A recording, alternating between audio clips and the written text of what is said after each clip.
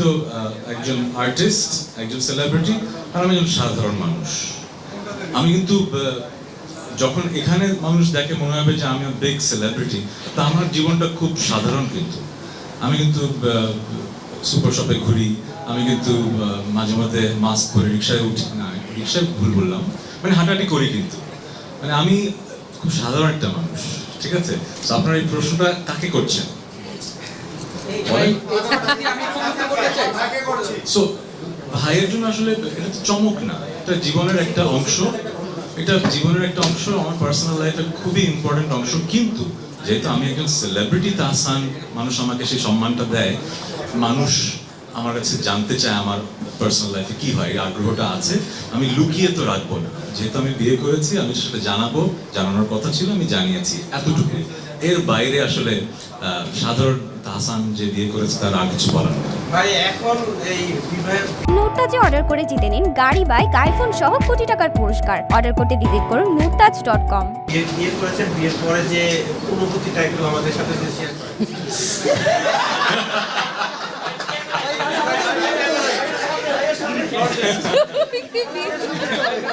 বিয়ের পর অনুভূতি, আচ্ছা, অনেকভাবেই বলা যায়। হয় কি হিউমার আছে না, রসবোধ।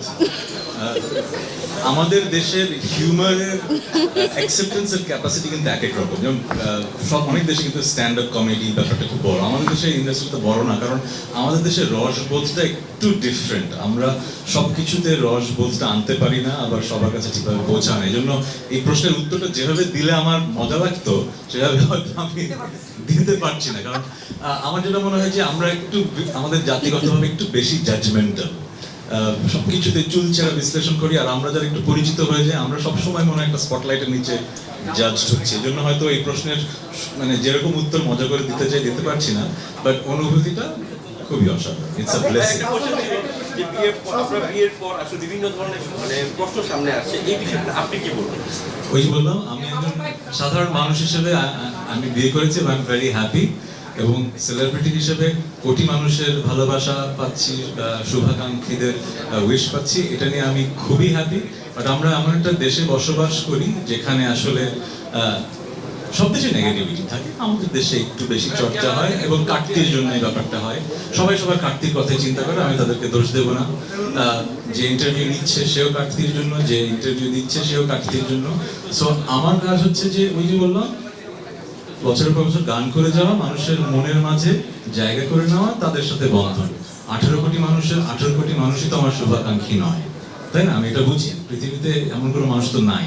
সো আমার কথা হচ্ছে আমি যাদের জন্য গান করি, তাদের জন্য গান করছি, তারা আমার এই সময়টায় খুশি হয়েছে। তো আমি নিজেকে ভাগ্যবান মনে করি যে আমি আমার একজন মানুষকে পেয়েছি যা makes me smile like this, and I am very happy. So তিনজন। আচ্ছা, একটা কথা বলি, আমরা 3 মিনিটের জায়গায় আমি অনেকক্ষণ আছি। আমার পাশে একজন গুণী শিল্পী আছেন না, ওনার সাথে কথা বলবেন না? প্রচুর মেয়ে ভক্ত আছে, সেই জায়গাতে আসলে রোজা ভাবি, মানে আমাদের যে ভাবি এখন বর্তমানে, তার কোন বিষয়টা আপনাকে সব থেকে বেশি ইমপ্রেস করেছে এবং অ্যাট্রাক্ট করেছে, যার জন্য আপনি তার প্রেম করেছেন বা ভালোবেসেছেন? যেটা হয় কি, পার্সোনাল লাইফের অনেক সুন্দর ঘটনা থাকে যেগুলো আসলে ক্যামেরার সামনে বলা রুচিশীল না। সো আমি কেন তার প্রেমে পড়েছি, কেন তাকে ভালোবাসি, সেটা আমাদের খুব পার্সোনাল ব্যাপার। সে সো একটা সময় হয়তো ব্যাপারগুলো একভাবে দেখতাম, এখন যেভাবে দেখি যে it's a blessing to be married. So I feel like আমি মেকি কোনো কথা বলে আসলে আপনাদের শোনাতে চাই না।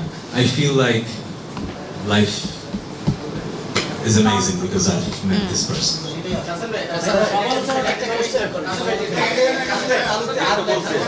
মঞ্জুর ভাই, আপনি কোথায়? আপনাকে আমি দেখতে পাচ্ছি না। হাতের তালুতে আর লেখা অবভিয়াসলি রোজা অ্যাকাউন্ট।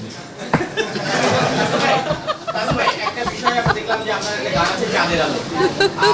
আপনার ভক্তরা যারা আছে বা বিশেষ করে মেয়ে ভক্ত যারা আছে, তারা উপরে আপনাদের দুজনের ছবিতে লিখতে অবশ্যই তাহসান ভাই আর ভালো খুঁজে পেয়েছে।